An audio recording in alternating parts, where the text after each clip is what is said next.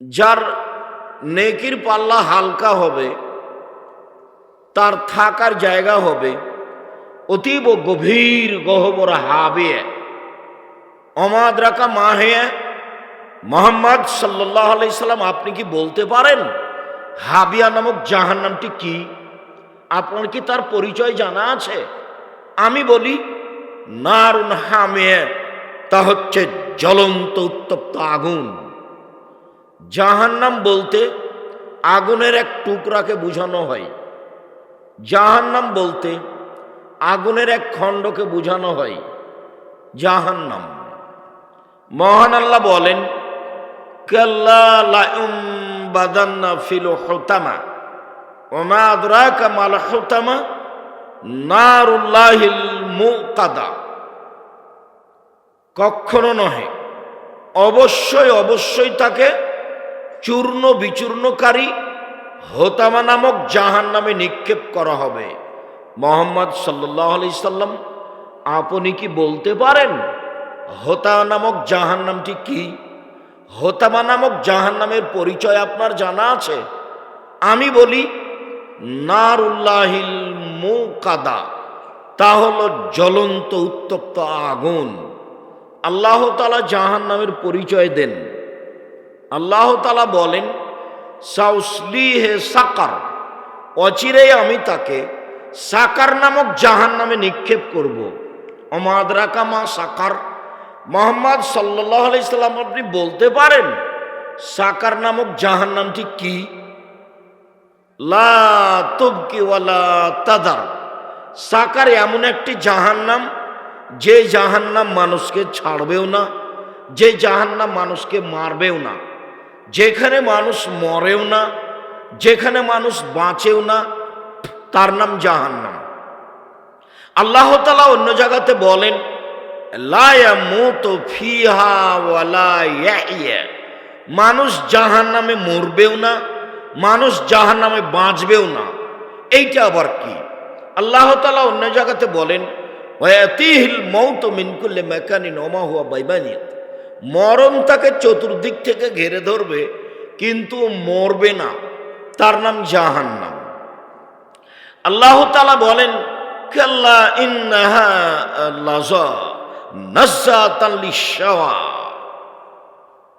অবশ্যই এইটা একটা জ্বলন্ত উত্তপ্ত ক্ষিপ্ত আগুন, যা মানুষের চামড়াকে ঝলসিয়ে দেয়।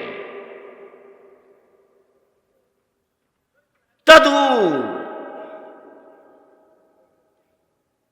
ডাক দেয় ওকে, মানে তাওয়াল্লা, যে উল্টা মুখে চলে যায়, কথা মানে না। ফাজামা আওয়া ফাআওয়া, টাকা পয়সা গুনে গুনে রাখে, খরচ করে না, হিসাব নিকাশ করে একত্রিত করে। এই লোককে জাহান্নাম বিচারের মাঠে ডাক দিবে। জাহান্নাম এমন একটি জায়গা যা ক্ষিপ্ত আগুনের নাম। সম্মানিত দিনী ভাই বোন, আল্লাহ তাআলা জাহান্নামের পরিচয়ে বলেন, ইন্না লাদাইনা আনকালাম ওয়া জাহিমা।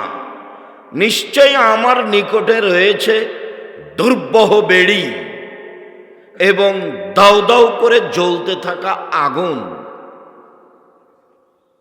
অতমান জাগুসা, কাঁটাযুক্ত খাদ্য, ও আযাবান আলিমা, আর কষ্টদায়ক শাস্তি। জাহান্নাম, ইন্না জাহান্নামা কানাত মিরসাদা।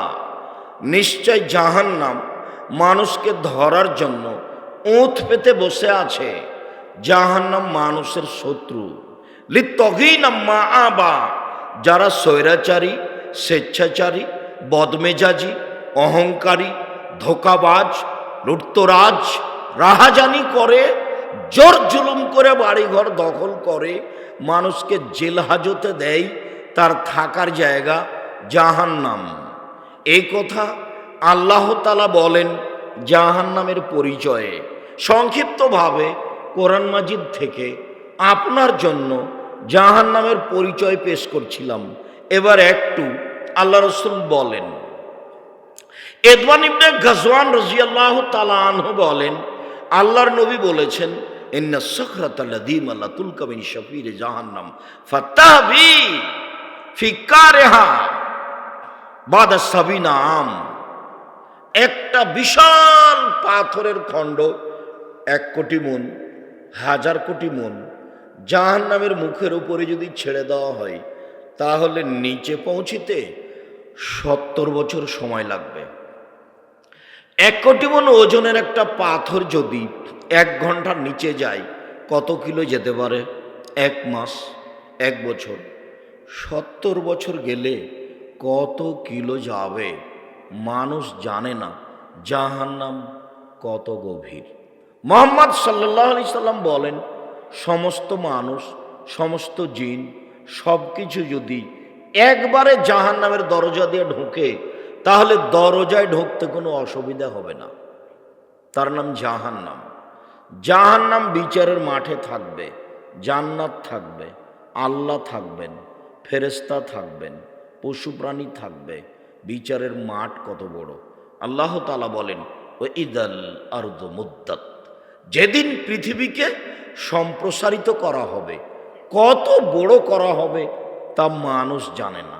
তবে জাহান্নাম বিচারের মাঠে থাকবে, জান্নাত থাকবে, আল্লাহ থাকবেন, ফেরেশতা থাকবেন, মানুষ থাকবে, জিন থাকবে, পশু প্রাণী থাকবে।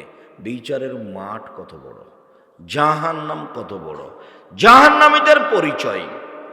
আবু হুরায়রা রাদিয়াল্লাহু তাআলা আনহু বলেন, রাসূল সাল্লাল্লাহু আলাইহি সাল্লাম বলেছেন, বাইনা মানকিবাইল কাফির সালাসাতা আইয়াবিল রাকিবিল মুসরি। একজন জাহান্নামীর ডান কাঁধ থেকে বাম কাঁধের ব্যবধান 3 দিন 3 রাতের পথ। একটা দ্রুতগামী ঘোড়া একজন জাহান্নামীর ডান কাঁধে দৌড়াতে আরম্ভ করলে বাম কাঁধে পৌঁছিতে 3 দিন সময় লাগবে। এই কথা রাসূল সাল্লাল্লাহু আলাইহি সাল্লাম বলেন। আবু হুরায়রা রাদিয়াল্লাহু তাআলা আনহু বলেন, রাসূল সাল্লাল্লাহু আলাইহি সাল্লাম বলেছেন, ইন্না গিলজা জাহান্নাম, ইন্না গিলজা জিলদিহি ওয়া ইসনানে আরবাউনা দেরা। একজন জাহান্নামীর গায়ের চামড়া 42 হাত মোটা। অন্যা জিরসা মিশ্র ওহুদিন, তার দাঁত ওহুদ পাহাড়ের সমান বড়। ওহুদ পাহাড় 4 কিলোমিটার প্রশস্ত, 8 কিলোমিটার লম্বা। নিচে কত আছে তা মানুষ জানে না। তিনি বলেন, অন্যা ফাঁকে দাহ মিশ্র বাইজা। একজন জাহান্নামের উরু রান বাইজা পাহাড়ের সমান। বাইজা পাহাড় 39 কিলোমিটার লম্বা। তিনি বলেন, অন্যা মাজলিস মিন জাহান্নাম মা বাইনা মক্কা ওয়াল মদিনা। একজন জাহান্নামের বসার জায়গা মক্কা থেকে মদিনা 450 কিলোমিটার। একজন জাহান্নামীর বসার জায়গা যদি 450 কিলোমিটার হয়, প্রতি 1000-এ 999 জন মানুষ যদি জাহান্নামে যায়, তাহলে জাহান্নাম কত বড়! সম্মানিত দিনী ভাই বোন, আমরা সংক্ষিপ্তভাবে জাহান্নামের পরিচয় পেশ করছিলাম। জাহান্নামকে বিচারের মাঠে টেনে নিয়ে যাওয়া হবে। মহান আল্লাহ বলেন, ওয়াজিয়া ইয়াউমা ইদিন বিজাহান্নাম। যেই দিন জাহান্নামকে টেনে হেঁচড়ে বিচারের মাঠে নিয়ে যাওয়া হবে, ওকে রেডি করা আছে। আব্দুল্লাহ ইবনে মাসউদ রাদিয়াল্লাহু তাআলা আনহু বলেন, রাসূল সাল্লাল্লাহু আলাইহি সাল্লাম বলেছেন, ইজা ইয়াউমা ইদিন জাহান্নাম। বিচারের মাঠে সেই দিন জাহান্নামকে টেনে হেঁচড়ে নিয়ে যাওয়া হবে। আল্লাহ সাবুনা আলফা জেমাম। জাহান্নামের গায়ে 70,000 লোহার রশি লাগানো থাকবে। মাকুল্লে জেমামিন সাবুনা আলফা মালাক। প্রত্যেক রশির সাথে 70 জন করে 70,000 করে ফেরেশতা থাকবেন। সবাই টেনে নিয়ে যাবে। একজন ফেরেশতার এত ক্ষমতা, এই গোটা বিশাল পৃথিবীকে হাত দিয়ে উল্টে দিতে পারে। জাহান্নামকে কিভাবে টেনে নিয়ে যাওয়া হবে বিচারের মাঠে মর্মে বুখারী মুসলিমের হাদিসে বোঝা যায়, রাসূল সাল্লাল্লাহু আলাইহি সাল্লাম বলেন, জাহান্নামের গায়ে 70,000 লোহার রশি লাগানো থাকবে। এক একটা রশিতে 70,000 ফেরেশতা থাকবেন। তারা টেনে হেঁচড়ে বিচার মাঠে জাহান্নামকে নিয়ে যাবেন। এই কথা মুহাম্মদ সাল্লাল্লাহু আলাইহি সাল্লাম বলেন। বলছিলাম, জাহান্নাম কথা বলতে পারে, অবাক। মহান আল্লাহ বলেন, ইয়াওমা নাকুলু লি জাহান্নাম হালিম তালাত ফাতাকুল হালমিম মাজিদ। যেদিন আল্লাহ তাআলা জাহান্নামকে বলবেন, জাহান্নাম তুমি কি পূর্ণ? তখন জাহান্নাম বলবে, হালমিম মাজিদ, আর কি কিছু আছে? এই যে কথা বলছে, যেদিন আল্লাহ তাআলা বলবেন, ইয়াওমা নাকুলু লি জাহান্নাম, যেদিন আল্লাহ তাআলা জাহান্নামকে বলবেন, হালিম তালাতে তুমি কি পূর্ণ? তখন জাহান্নাম বলবে, হালমিম মাজিদ, আর কি কিছু আছে? এই যে জাহান্নাম কথা বলতে পারে। আবু মুসা আশআরী রাদিয়াল্লাহু তাআলা আনহু বলেন, রাসূল সাল্লাল্লাহু আলাইহি সাল্লাম বলেছেন, লাতাজুল ইলকা জাহান্নাম, জাহান্নামীকে জাহান্নামে নিক্ষেপ করা হবে, জাহান্নামে মানুষকে দিতে থাকবে, আর জাহান্নাম বলবে, হালমিম মাজিদ, আর কি কিছু আছে? হালমিম মাজিদ, আর কি কিছু আছে? ফায়াজাউ রাব্বুল ইজ্জাতে কাদামাহু ফিহা ফায়ানজাবি বাজুহা ইলা বাজিন ফাতাকুলু কাত কাত কাত। যখন জাহান্নাম বলবে, আর কি কিছু আছে, তখন আল্লাহ তাআলা তার পাকে জাহান্নামে ঢুকিয়ে দিবেন। তখন জাহান্নামের কিছু অংশের মধ্যে ঢুকে একেবারে চাপা লেগে জমা হয়ে গিয়ে আঁটো হয়ে যাবে, আর বলবে, যথেষ্ট যথেষ্ট যথেষ্ট। এই যে জাহান্নাম কথা বলতে পারে। বুখারী মুসলিমের হাদিস। জাহান্নাম কথা বলতে পারে। আবু হুরায়রা রাদিয়াল্লাহু তাআলা আনহু বলেন, রাসূল সাল্লাল্লাহু আলাইহি সাল্লাম বলেছেন, ফাস্তাকাতিন নারু ইলা রাব্বিহা, জাহান্নাম তার প্রতিপালকের কাছে অভিযোগ করলো। জাহান্নাম অভিযোগ করতে পারে। ফাকালাতিন নার, জাহান্নাম অভিযোগে বলল, রব্বি একুল বহুদিবাদান, আমার কিছু অংশকে ধরে খাচ্ছে। এইদিকের আগুনকে ঝাপটা মেরে ধরে খাচ্ছে, এদিকের আগুনকে ঝাপটা মেরে ধরে খাচ্ছে। আমার ভিতরে শাস্তি খুব বেশি হয়ে গেছে, আমি একে বহন করতে পারছি না। তুমি কি আমার একটা কথা শুনবে? জাহান্নামের কিছু শাস্তিকে একটু লাঘব করে দিবে। এটা জাহান্নামের অভিযোগ। ফাস্তাকাতিন নার ইলা রাব্বিহা, জাহান্নাম তার প্রতিপালকের কাছে অভিযোগ করলো যে আমার কিছু অংশকে ধরে খাই, আপনি কি একটু আমার কথা শুনবেন? আল্লাহ তাআলা বললেন, ফাওয়াজনা বিল নাফসাইন ফাওয়াজনা লাহ বিল নাফসাইনে, জাহান্নামের অভিযোগ মেনে নেওয়া হলো। আল্লাহ বললেন, ঠিক আছে জাহান্নাম, তোমার অভিযোগ আমি মেনে নিলাম। তোমাকে শ্বাস ছাড়া এবং শ্বাস নেওয়ার অনুমতি দেওয়া হলো। তুমি ঠান্ডা এলাকা থেকে একবার শ্বাস ছাড়বে, পৃথিবী 6 মাস গরম থাকবে, ঠান্ডা থাকবে। আর গরম এলাকা থেকে একবার শ্বাস ছাড়বে, তাহলে পৃথিবী 6 মাস গরম থাকবে। শ্বাস পৃথিবীর যেখানে যেমন আসে তেমন এলাকা ঠান্ডা হয়। কোনো এলাকায় কম ঠান্ডা, কোনো এলাকায় বেশি ঠান্ডা। আবার এমনটা হতে পারে, যখন শ্বাস নেয় তখন পৃথিবী ঠান্ডা হয়, আর যখন শ্বাস ছাড়ে তখন পৃথিবী গরম হয়। শ্বাস যে এলাকায় যেমন পৌঁছে তেমন ঠান্ডা বেশি হয় কম হয়, তেমন গরম কম হয় বেশি হয়, এমনটাই হতে পারে। হাদিস বুখারী মুসলিম। তবে জাহান্নামের অভিযোগ আল্লাহ তাআলা মেনে নিয়েছেন মর্মে বুখারী মুসলিমের হাদিসের রয়েছে। আবু হুরায়রা রাদিয়াল্লাহু তাআলা আনহু বলেন, রাসূল সাল্লাল্লাহু আলাইহি সাল্লাম বলেছেন, তাহাজ্জাতিন নার আল জান্নাহ ওয়ান নার, জাহান্নাম এবং জান্নাত বিচার মাঠে আল্লাহর কাছে হইচই লাগিয়ে দিবে, তর্ক লাগিয়ে দিবে। জাহান্নাম বলবে, উসিরতু বিল মুতাজাব্বিরিনা মুতাকাব্বির, আমার ভিতরে স্বৈরাচারী, স্বেচ্ছাচারী, বদমেজাজি, অহংকারী কেন? আমার ভিতরে জালেম, যারা দাঙ্গাবাজ, যারা জুলুমবাজ, যারা ক্ষমতা দেখিয়ে মানুষের জমি জায়গা দখল করেছে, তারা আজকে আমার ভিতরে কেন? এটা জাহান্নামের অভিযোগ। জাহান্নাম বলবে উসিরতু বিল মুতাজাব্বিরিন ওয়াল মুতাকাব্বিরিন, অহংকারী, স্বৈরাচারী, বদমেজাজি, ক্ষমতাধরেরা আমার ভিতরে কেন? তখন আল্লাহ তাআলা বলবে জাহান্নাম ইন্নামা আনতি আযাবি, তুমি আমার শাস্তি। জাহান্নাম তুমি আমার গজব, জাহান্নাম তুমি আমার শাস্তি। ওয়াদেব বেকেমান আশামিনে বাদি, তোমাকে দিয়ে আমার যার ইচ্ছা তাকে শাস্তি দিব, আমার বান্দার যাকে ইচ্ছে তোমাকে দিয়ে শাস্তি দিব জাহান্নাম। এই জন্য আমি তোমার ভিতরে স্বৈরাচারী বদমেজাজিদের দিয়েছি। জান্নাত বলবে আল্লাহ আমার ভিতরে এত দুর্বল অসহায় মানুষ কেন? তখন আল্লাহ তাআলা বলবেন জান্নাত ইন্নামা আনতি রাহমাতি, জান্নাত তুমি আমার দয়ে, জান্নাত তুমি আমার দয়ে। আরহামু বিমান আশামিনে বাদি, আমার বান্দার যাকে ইচ্ছে তোমাকে দিয়ে দয়া করব। ইন্না লিল্লাহি মিয়া রাহমা, আল্লাহর নিকটে ছিল 100টি দয়া। তোমরা দাঁড়িয়ে কেন? এই ছেলে দাঁড়িয়ে কেন ওখানে? তোমরাই কি পাহারা দিচ্ছ, ঢং দেখাচ্ছ? এই ছেলে নাসিম দরজা ওই যে ওখানে দাঁড়িয়ে আছে, তোমরাই কি নাকি পাহারা দিচ্ছ? যারা তারা নাকি? আপনার তো একটা শরম থাকা দরকার। আমি আব্দুর রাজ্জাক বিন ইউসুফ কথা বলছি, আপনাকে তো আমি অনেক ভালোবাসি।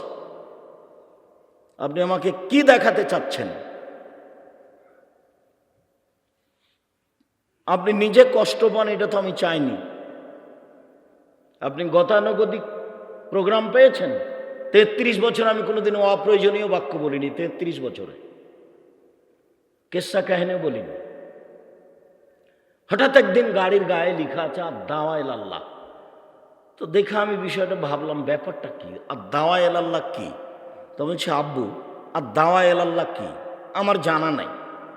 বলছে আব্বু লন্ডন এইসব ইউরোপ, ওই আপনার ফ্রান্স, ইটালি এসব ঘুরে এসে দেখলাম জোরা আসলে বুদ্ধিবিদ্যা বিক্রি করে খায়, জ্ঞান বিক্রি করে খায়। তো আমাদের দেশ তো দেখি সবাই খালি রাস্তা নিয়ে ব্যস্ত। বহির্বিশ্ব থেকে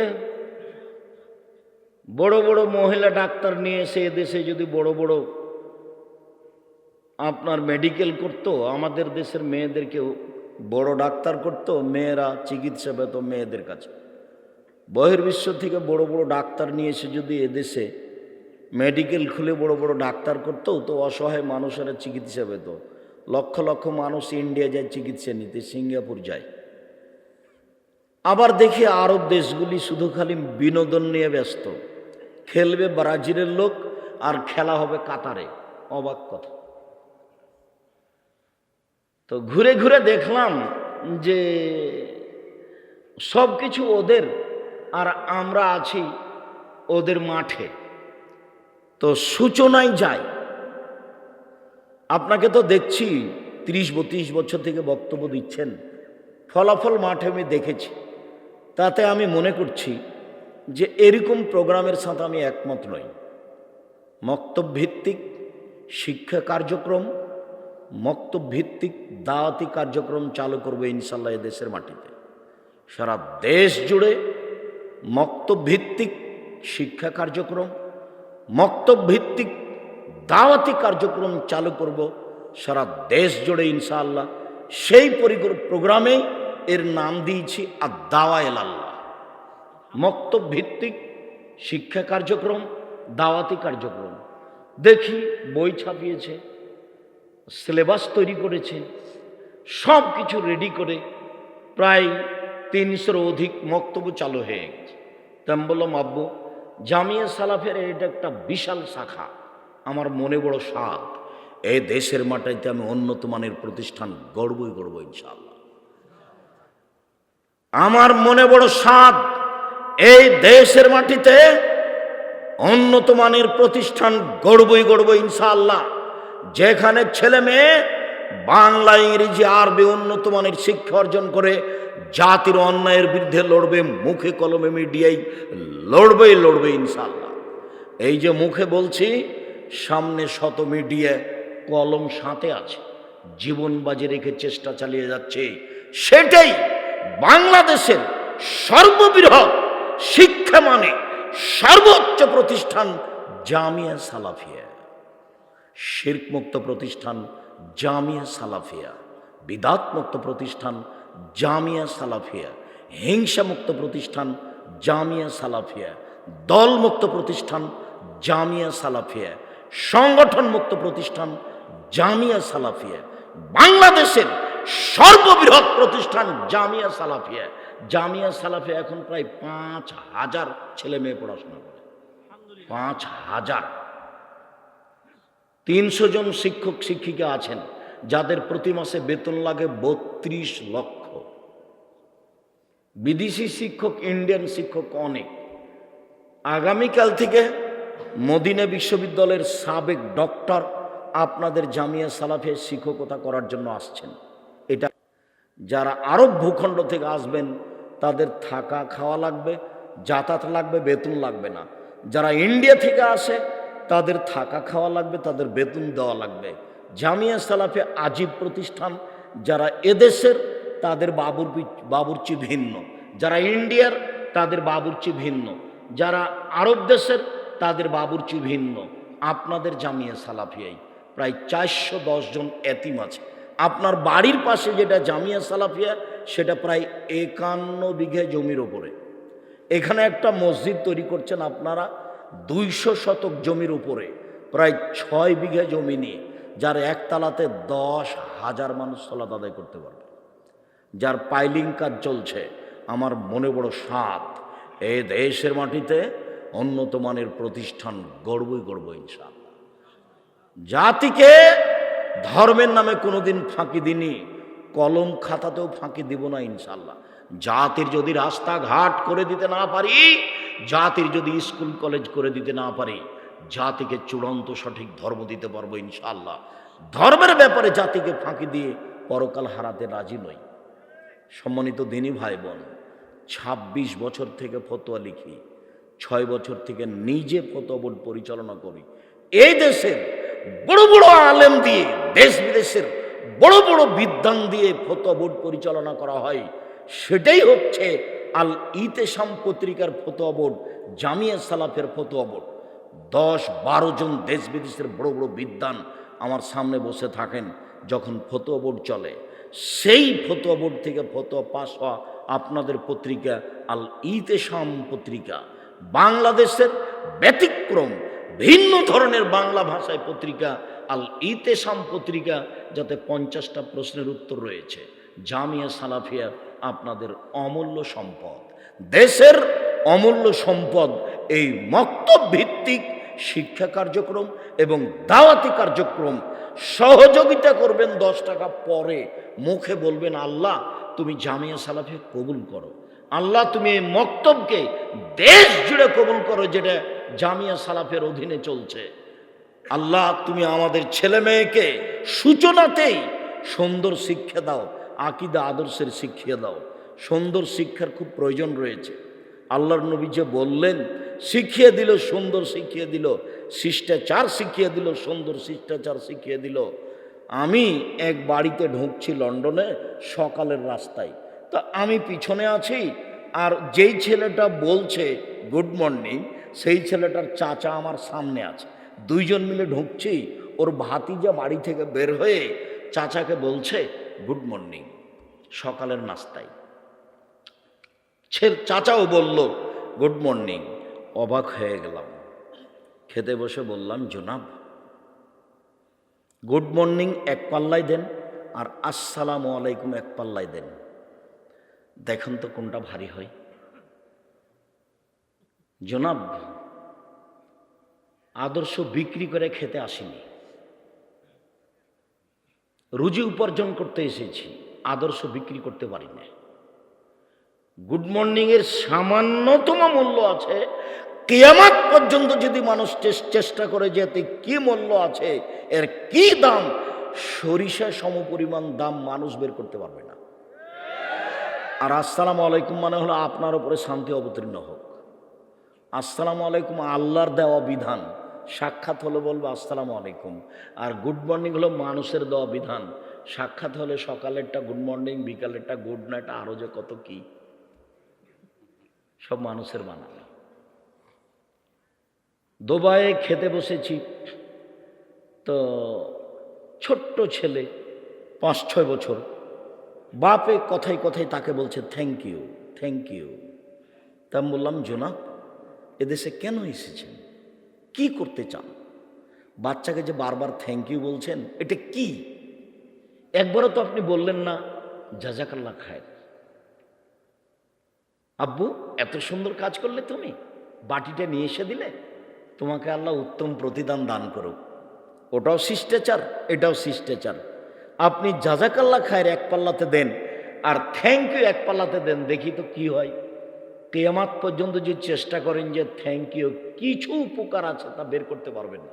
জিরোর তো দাম আছে, জিরো যদি বাম দিকে বসান কিছুই নেই, যদি একের ডান দিকে বসান তাহলে 10, আর একটা বসালে 100, আর একটা বসালে 1000, তাহলে জিরোর দাম অনেক আছে। থ্যাংক ইউর দাম জিরোর সমান নয়। আপনাকে আমি 1 গ্লাস পানি দিলাম, আপনি বললেন থ্যাংক ইউ, কিছুই না।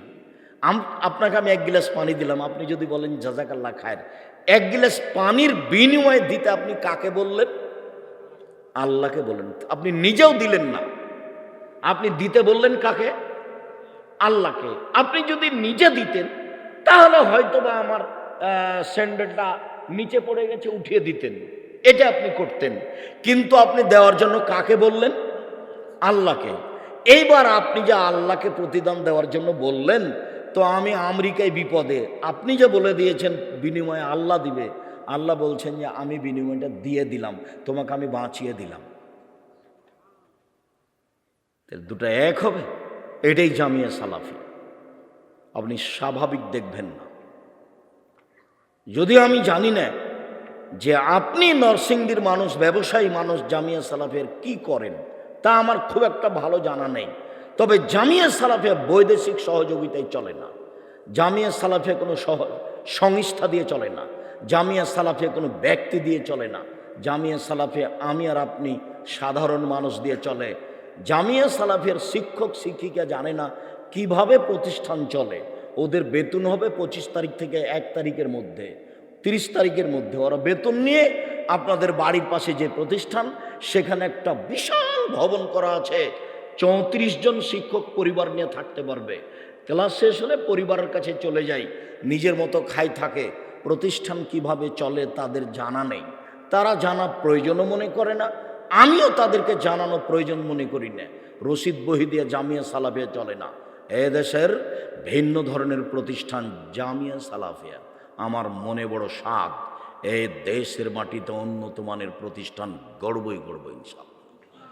আপনার গতি দেখে আপনাকে আমি কথাটা বলে রাখলাম। এই দাবিতে যেটা আমি আপনার কাছে দাবি রেখেছি, সেটা একটু আপনি বলবেন, আল্লাহ তুমি জামিয়া সালাফে কবুল করো, এটুকুই দাবি। এরপরে বাকিটুকু আল্লাহ দেখবেন এটা কিভাবে চলবে। 1 মাসে 32 লক্ষ টাকা বেতন লাগে, কই আমরা তো এলাকা থেকে কবে কি করি তা বুঝতে পারি না। 32 লক্ষ টাকা কি এখানে আছে? রামাজান মাসে লাগে 48 লক্ষ, কুরবানির মাসে লাগে 48 লক্ষ। জাহান্নামকে টেনে বিচারের মাঠে নিয়ে যাওয়া হবে। জাহান্নাম কথা বলতে পারে। জাহান্নামের খড়ি হবে মানুষ ও পাথর, অকুদহান না চলে হেজার। জাহান্নামের খড়ি হবে মানুষ ও পাথর।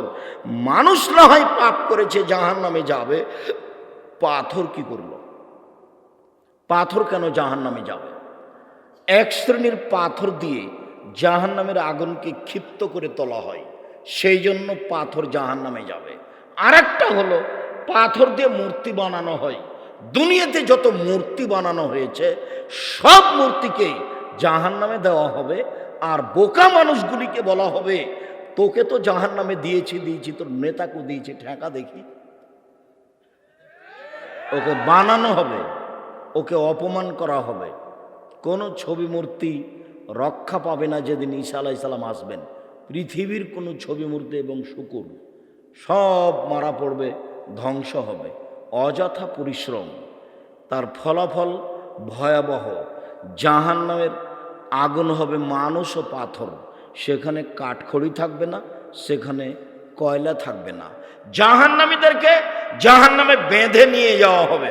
আল্লাহ বলবেন খুজুহু ফাগুল্লুহু সুমাল জাহিমা সাল্লুহু, এদের ধরো, এদের শিকলবন্দি করো, এদের টেনে হেঁচড়ে জাহান্নামে নিয়ে যাও।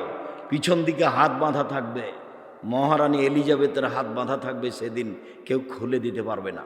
ইন্দিরা গান্ধীর হাত বাঁধা থাকবে, সেদিন কেউ খুলে দিতে পারবে না।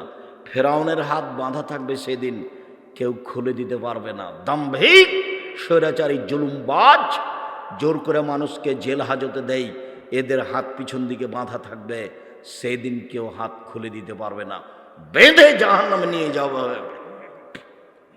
গাইবান্ধা পলাশবাড়ি মুজিবুর বিএসসি বলেছিলেন, আমি এমনিতেই জেলে যাব, আমার হাতে যেন হাত কড়া না দেওয়া হয়। দেশবাসী দেখবে মুজিবুর বিএসসির হাতে হাত কড়া দেওয়া আছে, এইটা আমি মেনে নিতে পারি না, আমি এমনিতেই জেলে যাব। হাতে হাত কড়া দেওয়া, পিছন দিকে হাত বাঁধা, কেউ কি পালিয়ে যাবে মাঠ থেকে? কেউ পালিয়ে যাবে না। অপমান করার জন্য পিছন দিকে হাত বাঁধা থাকবে। জাহান্নামের উল্লেখযোগ্য শাস্তি আগুন, মহান আল্লাহ বলেন।